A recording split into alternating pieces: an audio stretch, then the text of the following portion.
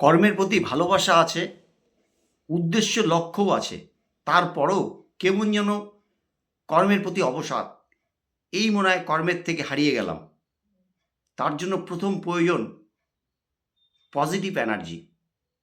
Positive energy পারে আত্মবিশ্বাসকে জাগ্রত করতে। আবার এই আত্মবিশ্বাসকে জাগ্রত করতে প্রথম প্রয়োজন একটি অনুপ্রেরণাকে খোঁজা। তোমার জীবনে আজ অনেক ব্যর্থতাকে নিয়ে তুমি ভাবছো, তুমি দুঃখ পাচ্ছ, তোমাকে নিয়ে অনেকে টিপ্পনি কাটছে পর্দার আড়ালে। তুমি ভাবছো আমি নিঃসঙ্গ, আমার কেউ নেই, আমাকে নিয়ে কোনো মূল্যায়ন নেই, আমাকে নিয়ে বিভিন্ন রকম অপমানও আমার কানে চলে আসে। তখন তুমি ময়দানে একা। তার থেকেই হয়তো প্রথম তোমাকে বেরিয়ে আসতে হবে। আর বেরিয়ে এসেই তোমাকে সেই আত্মবিশ্বাস জাগাতে হবে, আমি আমার কর্মের প্রতি যে আমার ভালোবাসা, আমি কর্মের ময়দানে অবিচল থাকব।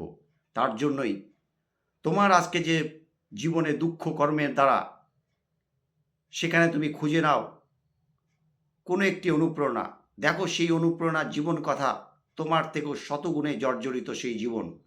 তারপরেও বহু লাঞ্ছনা, অপমান, অবজ্ঞার পরেও দাঁতে দাঁত চেপে লড়াই করে একটা সাফল্যের শিখরে পৌঁছে গেছে। যেই সব গল্প এক একটি মানুষকে উজ্জীবিত করে, তুমিও সেই গল্প পড়ো, সেই অনুপ্রেরণাকে খোঁজো, তাকে নিয়ে ভাবো, দেখবে তুমিও তখন অনেক কিছু পারছো। তুমিও তোমার মধ্যে জেদ সেই কাজ করবে, আমিও পারবো। আর লক্ষ্য উদ্দেশ্যতে পৌঁছাতে যেমন আত্মবিশ্বাস লাগে, সেই আত্মবিশ্বাস জাগ্রত করার জন্য পজিটিভ এনার্জি। আর সব কিছুর মূলে এক একটি অনুপ্রেরণা তথা এক একটি জীবন কথা, এক একটি জীবন কথা, জীবন কাহিনী কিন্তু এক একটি মানুষকে প্রতিদিন উজ্জীবিত করে। আর তোমার কর্মের প্রতি ভালোবাসা একটা সময় মূল্যায়ন হবেই, যদি কর্মে অবিচল থাকা যায়, যদি কর্মের প্রতি নিষ্ঠাবান হওয়া যায়। সব কিছু মিলিয়ে তুমি যখন দেখবে সেই অনুপ্রেরণা তোমার থেকে শত গুণে আঘাত পাওয়ার পরেও একটা সময় কিন্তু পৌঁছে গেছে। কাজেই সেই অনুপ্রেরণায় তোমাকে পথ খুঁজে দেবে। তুমি যদি অনুপ্রাণিত হয়ে এগোতে পারো, দেখবে তুমিও সেই পথ খুঁজে পেয়েছো।